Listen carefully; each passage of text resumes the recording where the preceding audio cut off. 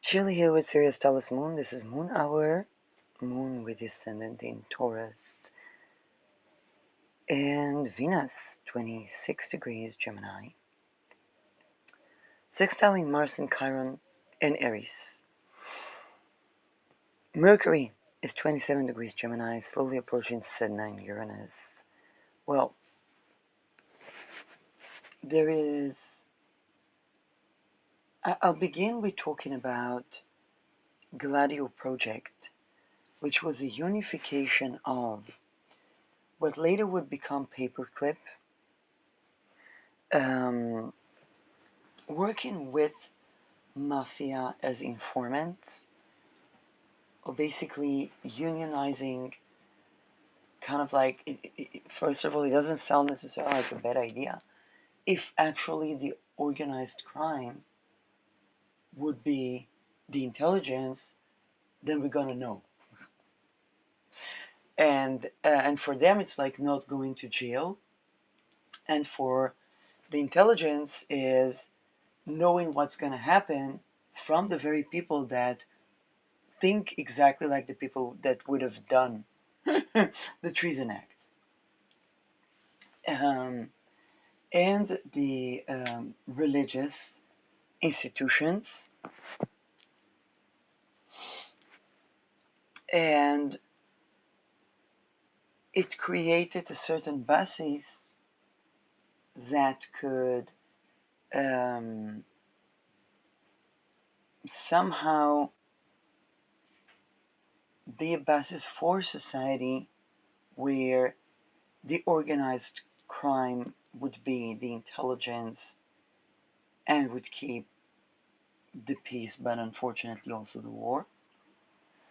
The religion would be somewhat transformed into the religion that the organized crime was practicing together with the esoteric traditions. And the esoteric traditions and the Paperclip project would facilitate the state being the organized crime. If it now, it sounds like, oh my God, what do we? It's not a truth telling. When you think about the British Empire looting opium and making the money for its wealth, it actually is kind of like being honest about what empires, at least empires that didn't honor the feminine, did.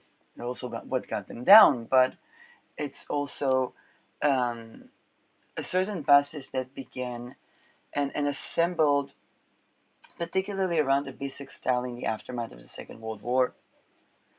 And that was the century. It was a framework that, let's say, State of Israel, the Mossad, which was really formed, I think, in the late 50s, in the 1950s, alongside with the CIA. If you think about the CIA, it's not from 1776. And of course, NATO alliance that had to work in tandem with this, and now it's really affecting NATO's Rahu, because we are embarking into another very short period of a basic style that is a mirror image of the previous basic style, but doesn't continue to a century of Neptune, the hidden, the mafiosi, the religion, the channeling and divination, sextiling Pluto, the psychological, the taboo, the um, political, but also fiscal and physical, atomic. When you say atomic, it's both in physics but also in nuclear energy. Um, Now, when we think about the values of, let's say, mafia juxtaposed to the values of Paperclip, if Paperclip did experiment of using kindness as bait to try to create kind of like a superhuman, that does the most evil things and present them as charity. Okay, kind of like evacuating entire cities by raping the people, using narco and so on, and then um, presenting the question of, oh, why do people leave this place and then building something um, different that does not necessarily grant sovereignty? Okay, profitable cities are concentration camps. And the profit is an A-bomb of depopulation to try to maintain societal control. There's a lot of information about cities that were built prior to the late or around the 1800s and had an empty room of residence. Okay, various YouTube channels, some of them air, some of them not, mention um, and you can look at it, the historical or cities at the 1800s and the importance of resonance, the different timetables, live in an empty room for a spirit room. Um, and um, and this is where we see that the architecture changed when um, basically there was an industrialized um, sort of settlement that both had to provide kind of like for housing for everyone, but at a certain structure where labor became, um, how should I say that? People call it modern slavery. Now, this societal structure that was intensely patriarchal but granted women the right to vote. Again, we see here the duality of Neptune. Neptune was in Libra around Gladio and around the bisextile that formed into cohesion Gladio, and to justify their existence, they had to give women the women's rights. So we had the juxtaposition of a world that played by a lot of notions of honor that are not necessarily honoring. Okay, because trafficking of women, for example, um, could only be facilitated under a religious perception of subjugation that exiled the woman that would not be subjugated, basically the woman that could give orgasmic birthing. Now, fast forward to where we are now, the Epstein dossiers are dealing with the erosion of these types of honor that never really honored the woman that could give orgasmic birthing, in the sense that for women to be able to give orgasmic birthing, they need not to be exiled when they are the woman that would not be subjugated.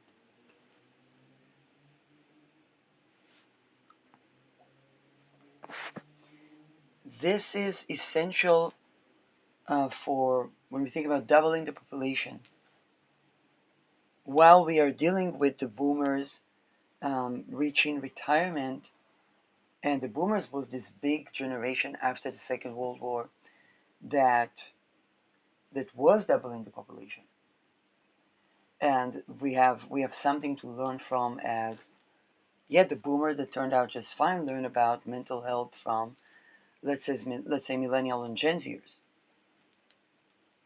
words that the boomers never had and they didn't think they need suddenly begin to make sense as the investments cease to yield and the children say, okay, well, I can maybe take care of, I don't know, the sick or the elderly, but that would mean that I'm not able to make a living. That would mean that I would need a residence or I would need food, and I would need to secure if people have children, the future of the children, and that would need to be arranged not just by from the inheritance, but in the now, in the here and now, um, which is something that I hear, let's say, children of boomers um, talk about, and in some cases we have millennials that need caretaking because of the many projects that try to dehouse people. And we hear about people, Gen Zers, um, maybe let millennials with 90 estates, but no passive income. Not only no passive, not being able to quit their daytime job, having 90 rental estates. And I'm not talking about mansions, I'm talking about basically providing housing or providing somewhat affordable housing for 90 families. With the erosion of the family's ability to pay rent. And so, even when we talk about the work sector, the awareness that labor, okay, when I was grew up mostly in Israel, it was a high-tech nation. When I was working at, let's say, whether it was the airport city or high-tech companies, um, even not as a developer, even as sales position or something that would be an entry level, not really an entry level, but yes, an entry level for people with experience with marketing. And there were women. I remember particularly a woman around me that was trying to have a baby, and the stress of work was not allowing. The more famous case is before Beyonce had Blue Ivy. She took a year off. She had yes, she had an unwanted abortion, and she took a year off to be able to conceive. And she was considered the hardest working woman in the entertainment industry.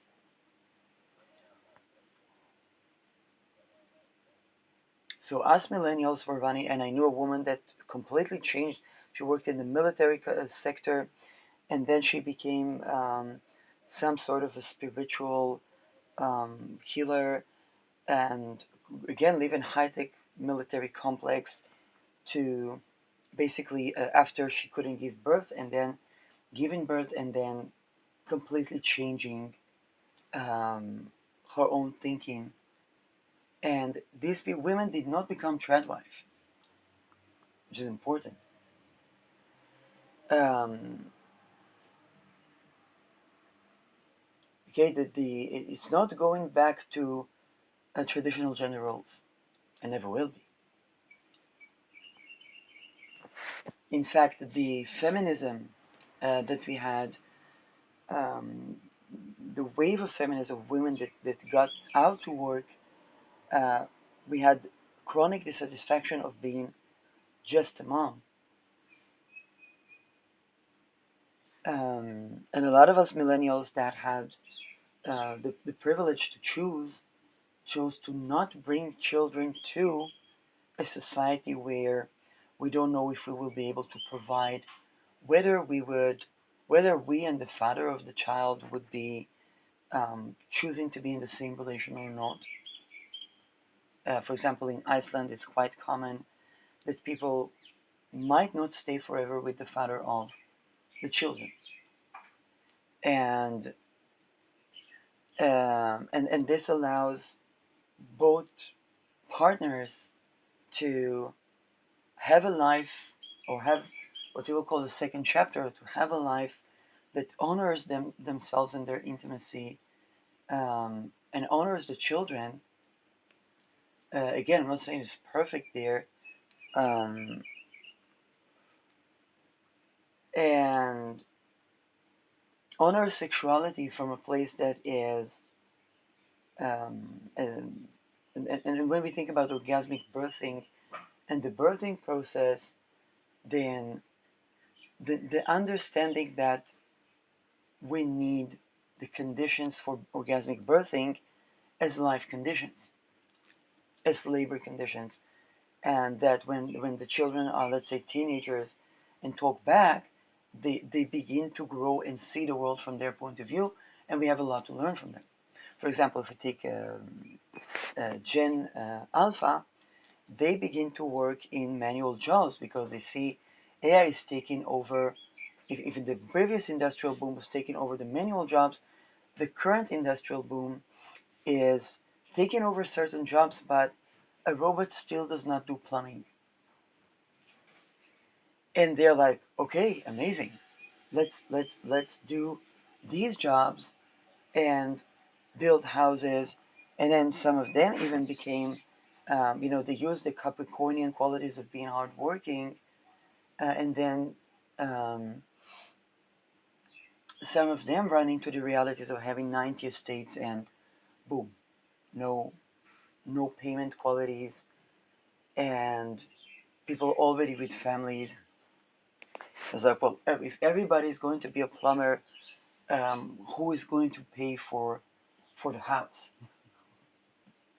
Okay, because if you're a plumber and there's a guy that builds houses with adobes, ecosystemic solar panels on the roof, making water from the air. But for the sense of community, we are reorganizing senses of communities. Um, and here's the thing: that people that love the people of building communities, whether in Portugal or not, and they have billionaires giving them land because they're building communities for the youth. They're thinking about, oh, that's going to be young families. But it ends up being a place where people, work at a pub or work at a cafe and have a sense of community with maybe $1,800 rent. And that's considered affordable. It's not. It's not. It's not. It doesn't sustain not even two, three children. Just think about I just want us to think about how do we, a good relationship. It is something that my mother told me, and she's absolutely right. It sounds terribly, drastically depleting when we think about sexual liberation and so on and so forth, but it does make sense when we think about orgasmic self and orgasmic birthing as life changes. She said to me, don't date a man that if, let's say, the condom tears up, that is not a happy accident for both of you. Now, it required me to be in a certain phase in my life. Now, my mother wanted to have me very much. She wasn't talking from a perspective of, oops. But if we think about realistically about orgasm, with, with even in self-pleasure, we begin to see the world as, I don't know, we tend to our inner child, and then normally we might even see children around. And definitely the ability to, let's say, wear a condom is quite essential. In fact, the trust of wearing a condom is a part of the trust of relationships.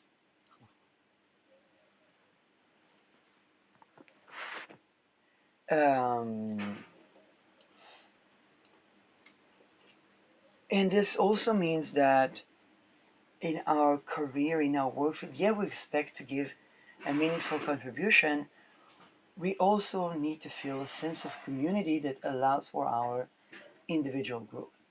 Okay, if I think about conversation that I had being in between houses with two Finnish girls in the train in Amsterdam, was of how I came from a country that was not taboo to talk about entrepreneurship. And in Finland, and also to some degree, although the Netherlands are very entrepreneurial, there is this notion of, kind of like not, it's not a capitalist society. And there is this notion that if a person, let's say, opens a business or starts entrepreneurship, that they're like thinking themselves to be better. And this was something of the two cultures where we can take a lot from Finland, treating, let's say, after particularly after the Second World War, where they didn't want to work with the Nazis anymore, but to the late 90s, to the fall of the Soviet Union, um, understanding that to face the KGB, they need to deal with psychosis by actually believing the people, and the housing, that people know that they will have a house, even if they're homeless, even if they're this. Now, these are actually conditions that allow for entrepreneurship. Whereas Israel has the aspiration for entrepreneurship without actually providing the conditions. For example, if I see a half-uneaten sushi and I see to eat that, as an entrepreneur that builds something, it still looks strange. And I'm like, why is that strange?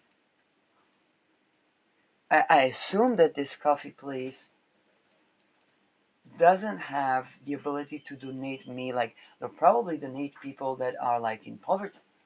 But what if I'm an entrepreneur? It's reframing what people would look at as poverty as I'm building something. If they align with the vision of what I'm building, then it makes sense that they would donate to that vision. But if they don't, then having the ability to, um, let's say, have access to food, um,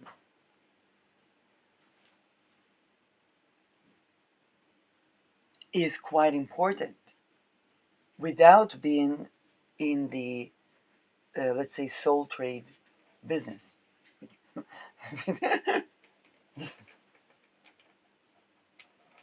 So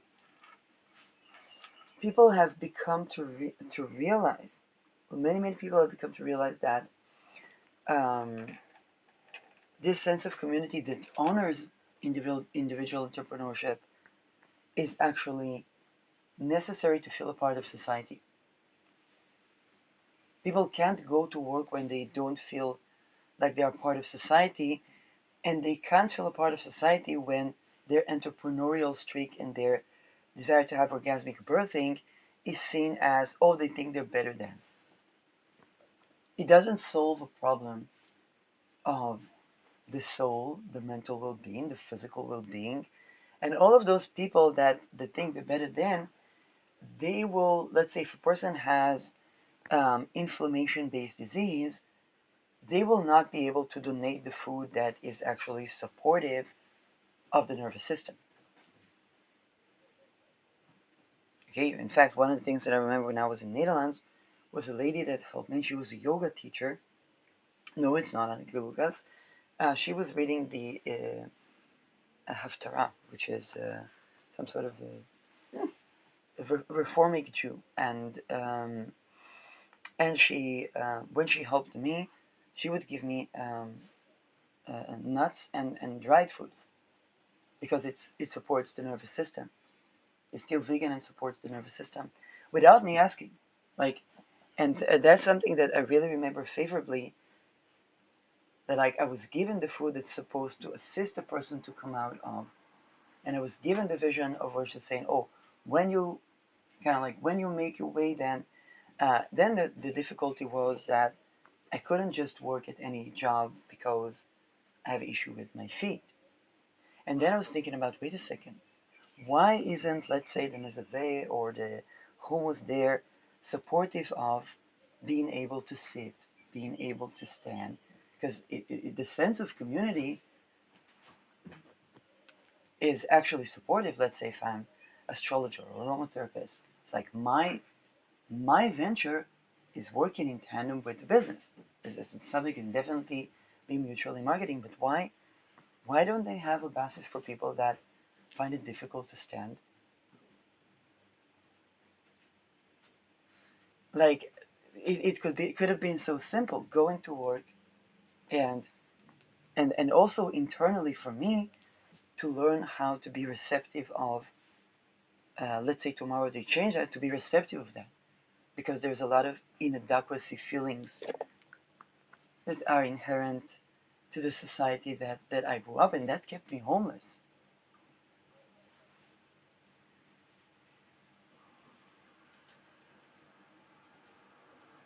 Because when it comes to living, I don't know, even, um, well, in Netherlands there are a lot of rules, um, but even designing a project of housing or co-designing with people a project of housing is something I could definitely be partaking in.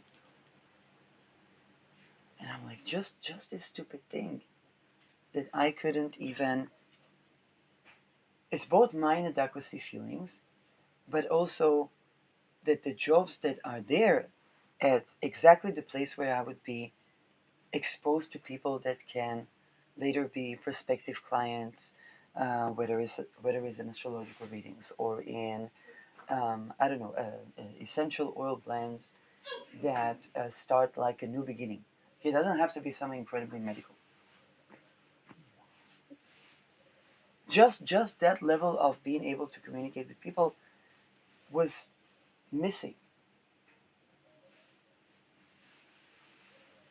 And even when we think about the retired boomers, if I think about or even with life or disability, it's about when I communicate with people that, let's say, work, sit in one place at selling, I don't know, the lovely chocolates that they make, handmade and so on. I'm not compatible with that. With my ADHD, I'm not compatible. Like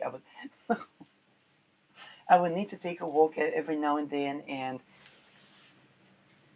um, and the tension that they are forced to work to have housing, but the housing is not like their private house, which is, again, it's too intimate.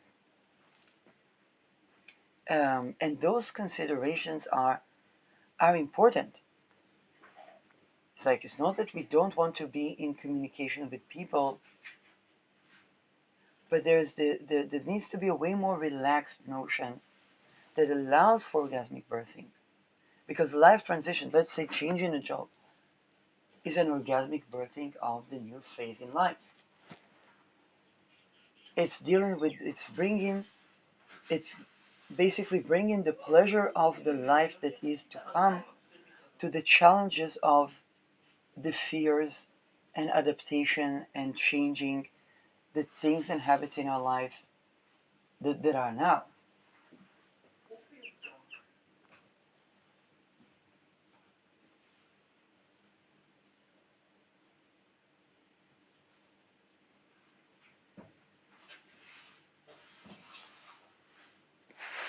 Um,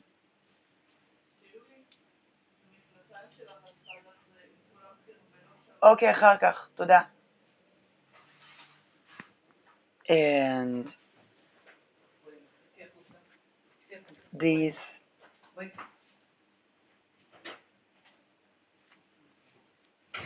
is not something that can be. Also, when we think about relations between people, recording later. Um, Also, we see even with pets, when there's a small space, then the pets biting the feet of, because it's kind of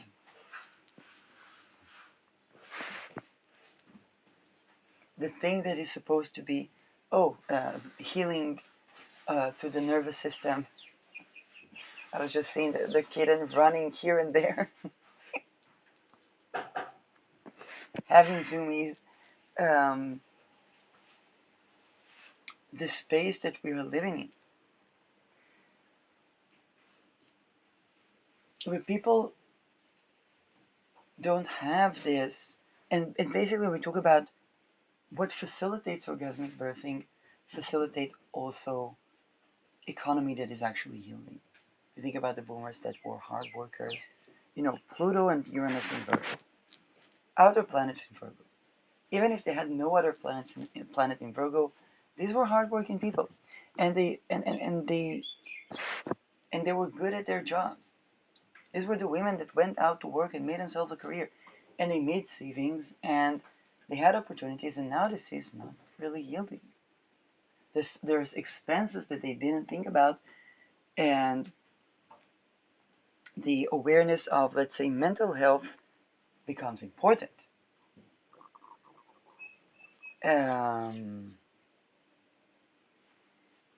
and uh, um, and it's not something that one can peel it away. I believe a lot of psychiatrist boomers are getting, when I was studying aromatherapy, there was a psychiatrist with us, and um, he was tending to sexual boundary violation related mental health issues. And it's like, that's the entire psychiatry. And there was the yes, no that accompanies psychiatry, um, because of what it entails. They're basically abstinence survivors, okay? And um, and when we were thinking about the listening to other people's troubles as escaping of one own, and how he was the only one in his circle that was studying an aromatherapy course. Now, usually it's kind of like the courses that they have um, when they are in various stages of not necessarily retirement, but kind of like a year off, and then it shifts the entire thinking, because you smell this oil, you smell that oil, and your limbic system responds to that, and there are all kinds of thoughts, and then there is a student that is an astrologer, and then they're like, oh, they deal with that, you know.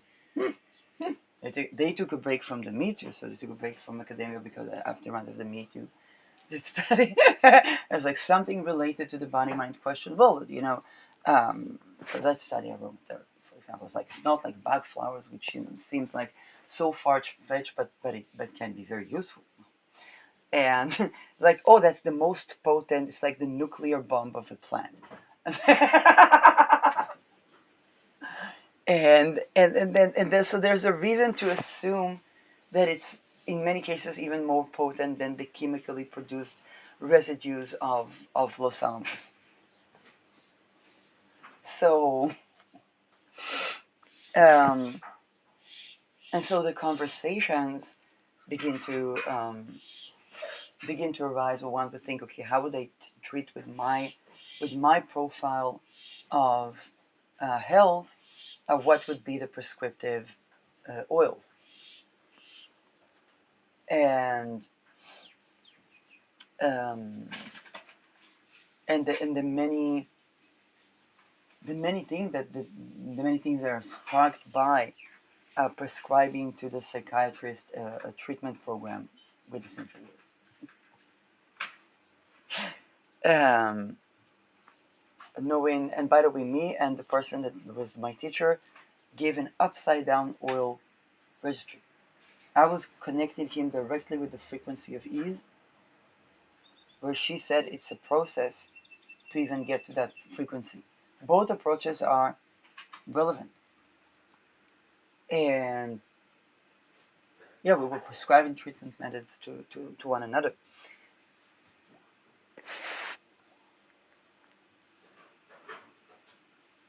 Um, and by the way, when I was in Netherlands, in between houses, and my framing that, just as people would say I'm in between jobs, there is the genuine notion of being in between houses. And I needed to be at a homeless shelter in between houses because there was no bridging of. And I was saying, wait a second, if I need to walk out of this, because there was stress in the cohabiting. Because let's say if there was a 10 years old friendship that was a 5 years old roommateship, I don't get into, oh, I left an abusive ta ta ta ta ta. I'm like, okay, there are life circumstances,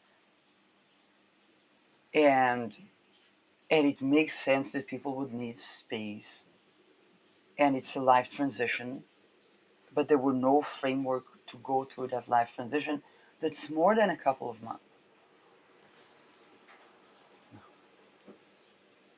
And let's say a mental health hospital was not supportive of what if of some of people that don't need to take, let's say, pills. And it's like, oh, what about the fact that the restoration was chosen to begin with? It was not about the pills. So that along my thesis, I could look at, let's say, open dialogue conjoined with housing first, and the intelligence challenges to deal with the KGB by basically remediating psychosis within survivors within Finland.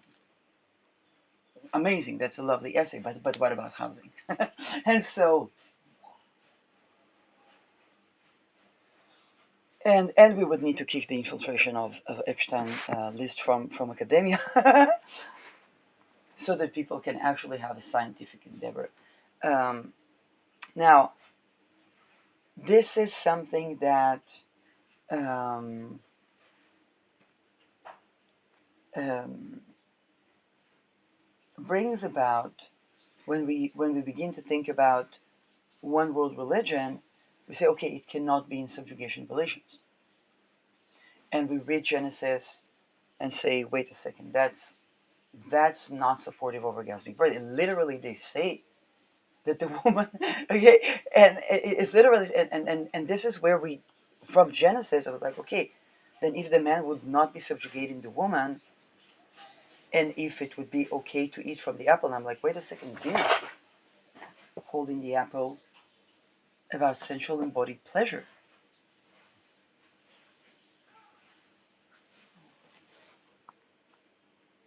then birth would be orgasmic. Doesn't work with human trafficking that necessitate seeing one woman as the whore and one as the Madonna, having a complex, then paying money supposedly to the whore that is never really satisfying because there's lack of mineral absorption. Life is never really satisfying because rape is not sex, and then to behave as if would basically mean um, that the woman is a part of an assassination scam. Because the chronic internal rage of the boundaries being violated within and outside is an A bomb, and indeed that was used in those contexts. Whereas the wife at home would be mad at the so-called third party, which is basically a trafficked person that didn't want to be there. And then she would try to learn from the most satirical, where the woman would try to learn from the trafficked woman on how to please a man, and then she would basically self-harm and wonder why that doesn't work to save the marriage. Because the entire intimate profile of a man did not support tantric union with himself and did not support orgasmic birthing. And I haven't even begun to talk about the fact that extortion cults needed people to be detached from their own sexuality so that they can be actually pansexual or raped by both men and women because it doubles the revenue when they're traded. And again, does this mean that there is no authentic LGBTQ? No, we don't know. We would have to abolish extortion cult as the C factor before we can determine and abolish any type of rape or coercion, or even people pleasing in bed, even not the gruesome stuff.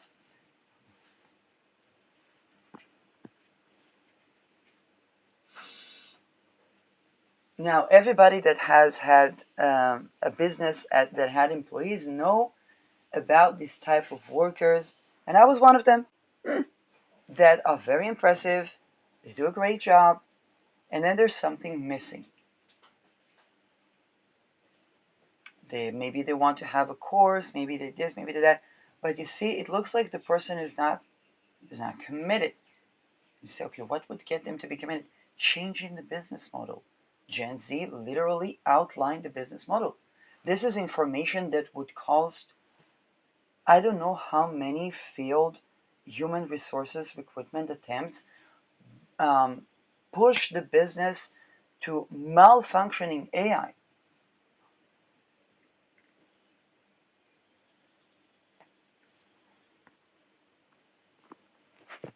And Gen Z just say that charge free, and then they're being scolded. They're being thrown into the Mayans and the Aztecs' dens of hell. It was a fraction of a second before the extinction of humanity. And then the Gen Alpha will be like, okay, I'll be a plumber. Amazing. You be a plumber, have 90 estates, and say you're the plumber. Amazing. You take care of your own estates, 90 estates, you can't quit your daytime job. Why? There's no passive income. 90 estates. People can pay. They say, okay, let's take a company that checks the tenants. They put the problematic tenants. What is the problematic? It is the tenants that are raped and tortured.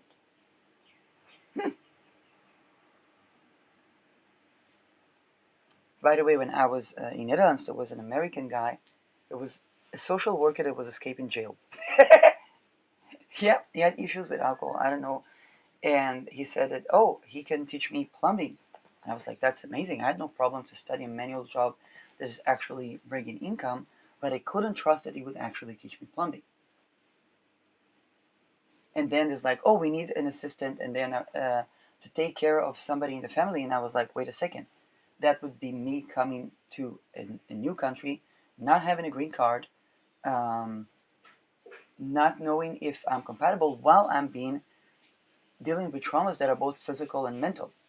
So I'm probably not the most competent for the physical work of of caretaking for another, and I have to be honest, both for my sake, because otherwise I would be left without a job and people would think that I was lying and not compatible, and why did you say that, and so on and so forth. Now I say that.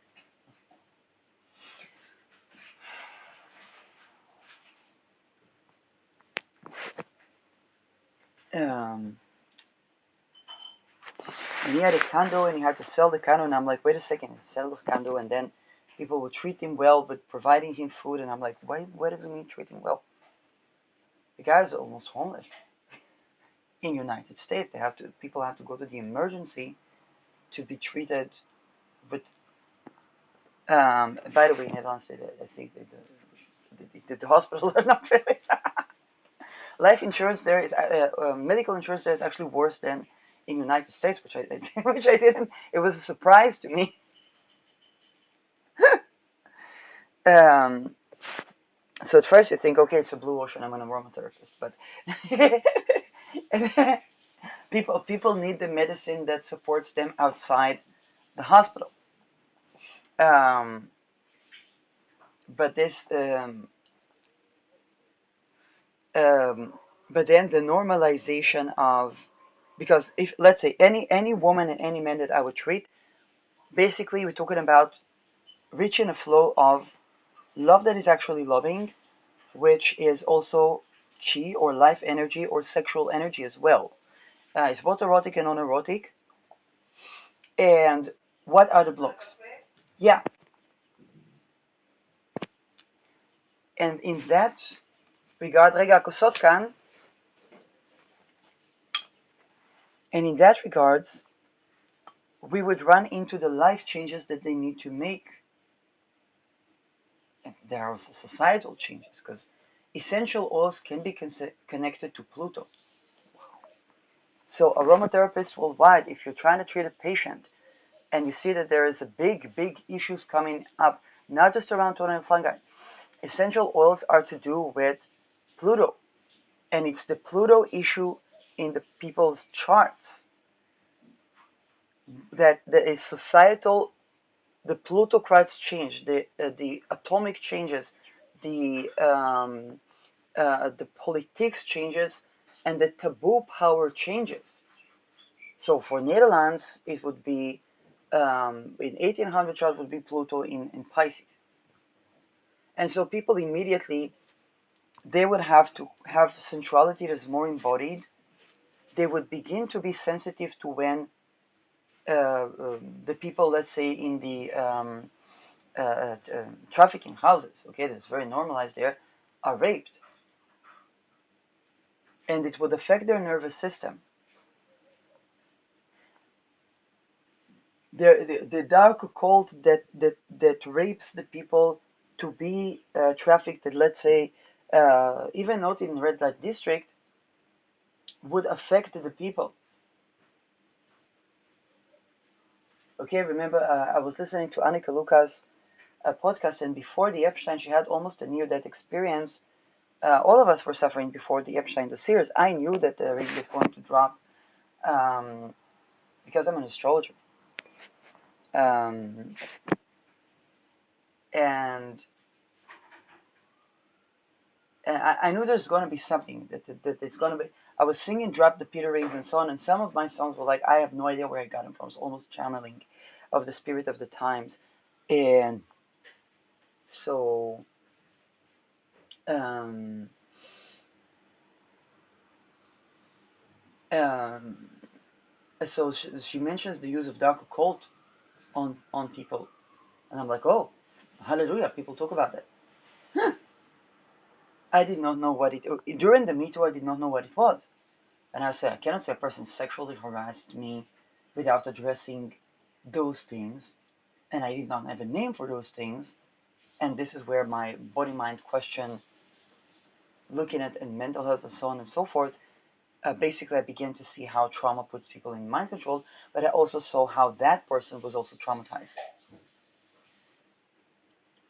And then I tended to the training of basically the intelligence. And I couldn't speak, so I made a satire. And so, yeah. Um, and I think Annika Lucas began to speak around 2014, 2013. Um, so, and to begin with, I was susceptible to that because when I was an infant, there was basically what I understand now is some sort of an occult practice that the consciousness of a perpetrator would get to intermeet the body of the baby and would self-harm um, intimately.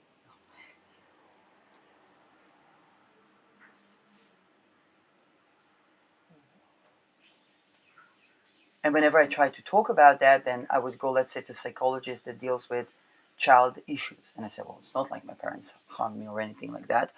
And I openly talked about it. Like I was seeing in social media, then I would be haunted by people harassing me with the content of things that they had no way to know had they not been in the circles of the occult that would read that from the nervous system.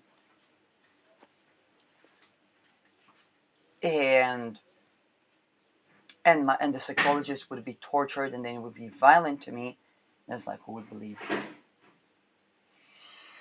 Um, and in 2019, when it was supposedly the death of Epstein, there was a lot of ritual abuse, and then there was a personality, I think, of my psychologist that were trying to warn me, saying, here was ritual abuse, here was ritual abuse, here was ritual abuse, and all the books, let's say, I've read, that was pedophile, that was pedophile, that was pedophile, and I was like, because I was trying to channel, and um, and I was like, it was overwhelming for me. So I didn't know if I'm being trolled or if I'm being helped or if it's being used as a bait, or what to do with that information, or how is that related to me? Because they started to try to have the floaters.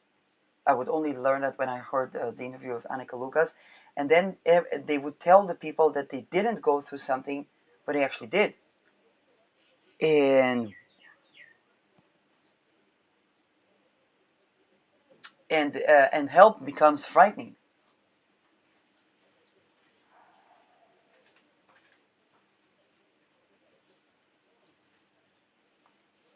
So um, and then you see people sometimes, let's say public figures, and they're like, oh, now they look like this person, like they look like that person. Yeah, I know what they have. They went through that also. They say, oh, but this person, they constantly lie, they constantly this, and say about politicians. Like, no, that's trauma response. That's trauma response. And then people say, oh, they chose to do it. age 9, following being tortured, they chose sozusagen to sell their soul or whatnot. No, they didn't. It's not anywhere near informed consent.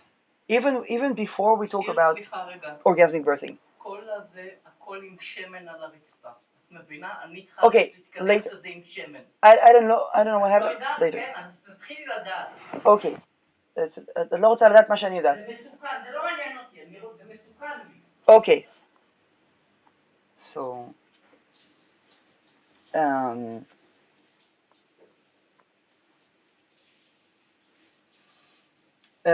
this is where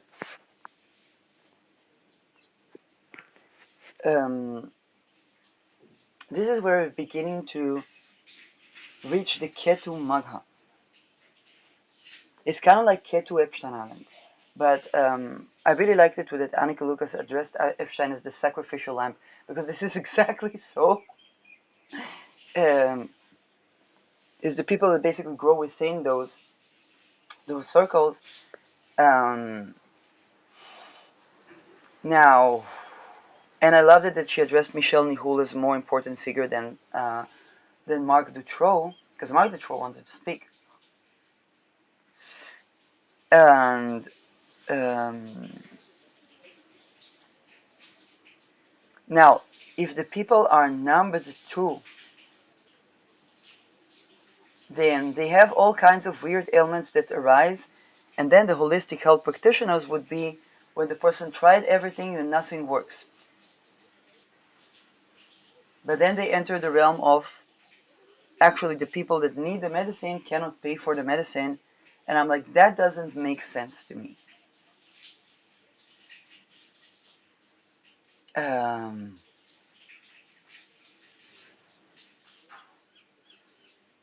Now, when we think about essential oils and Pluto, we basically think about the Pluto transits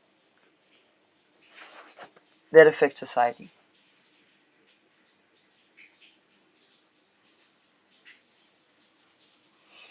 For example, right now with Saturn ruling Pluto in sign of Aries, it's about the sense of self. So what the people need essential oils for is their sense of self. It's exactly the Epstein dossier survivors.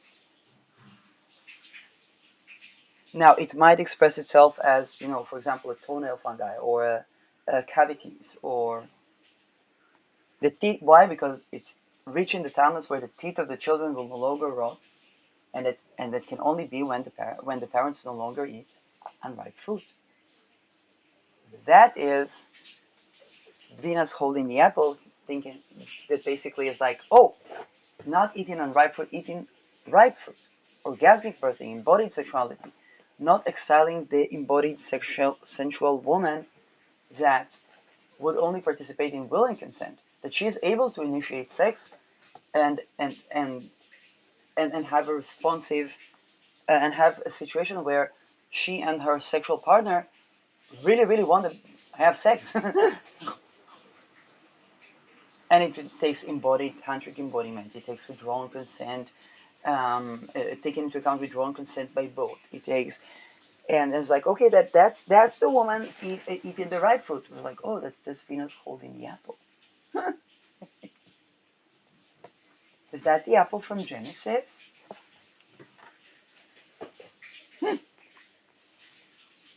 Oh, but that also facilitates orgasmic birthing.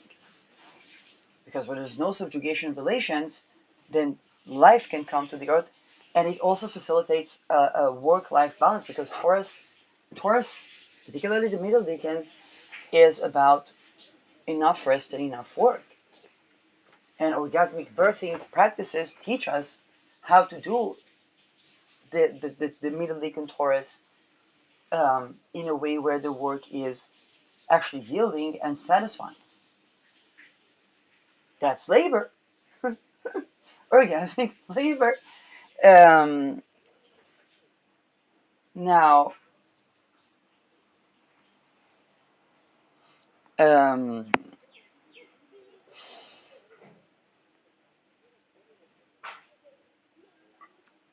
that type of growing realization begins to form an establishment of society that actually societies. and of spirituality that is an actual embodied foundation. If we think about the spirituality, what would be the first page in the scriptures of the creation story of orgasmic birthing? That is a basis for one world religion.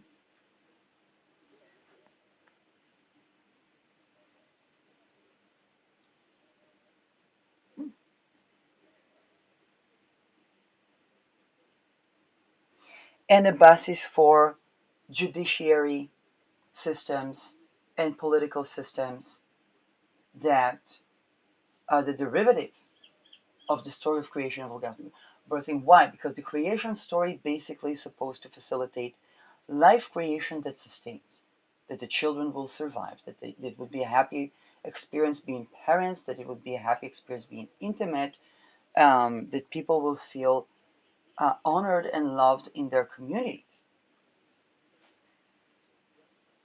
In that community, let's say if I have to clean up after the poop of the kittens, I don't feel that I'm subjugated and enslaved.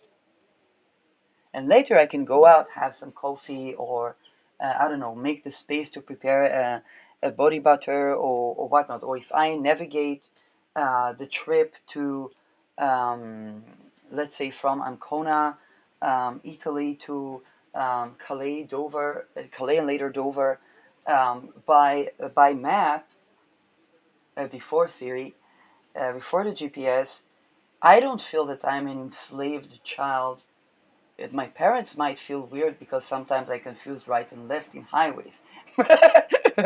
But I knew there was a time where I knew the road by heart. Um,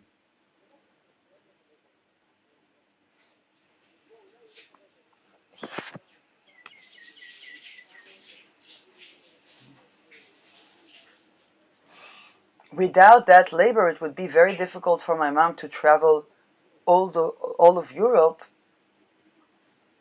um, or Western Europe, and um, and being the person on the. By the way, in Netherlands, I couldn't. She had to do the intuition, and she said it's just like happened with your father. In Netherlands, only my mother can drive because she had to do intuition. The map doesn't work in Netherlands. I don't know. It works for the highway, but the minute you're off the highway, where all the interesting stuff is the small villages and the um, you know the and by the way, if you go off the map in Netherlands, you're not gonna regret it because it's like a postcard. The entire country is like a postcard, and but I could not navigate there. It was not mappable. But other than that, the, the, that my mother would not be able to do all that journey as easily, taking me on a travel without me navigating and being on the map. So that's not child labor. We were traveling. And this is where the sense of community is important, because I had this role, I have this. And by the way, I thought about if one didn't need to be a pilot to be a navigator, I'd probably work as navigator in commercial flights, for example. It's like, hey, that's something that I already learned how to do as a child, and I love, and I love doing. Again, I'm not saying that I couldn't learn, let's say, how to be a pilot, but the working schedule of commercial flights needs to change. It needs to be supportive of orgasmic birthing.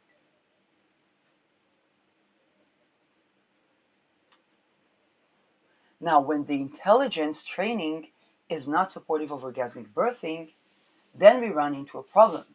Okay, Hans Medema was, for example, a KLM pilot that was exposed to certain things then that he had to save himself from, and because of the lack of sense of community, he also didn't have. He was born in, let's say, 1948 or 9, and he also didn't have the up to speed sense of community where he would know that his wife that was um, basically raped, that she was not a whore. Okay, because he thought about it in the framework of his wife